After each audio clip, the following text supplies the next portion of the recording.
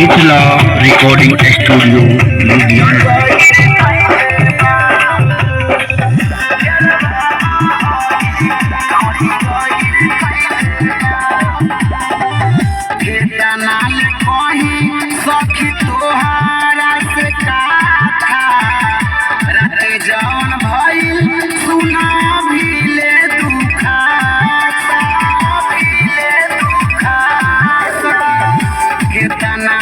सखी तोहारा से काथा रात जौन भइल सुना भीले दुखाता गुटुर गुटुर ताके लागे भांग खइले बा ऊपर वाला ठीक नीचे वाला मैले बा यरबा आहिर ढोढ़ी गहिर कइले बा ए सखी हो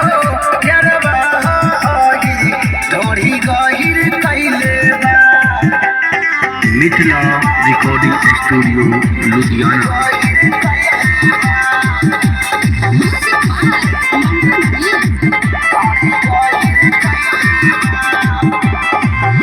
धूप लाल यादो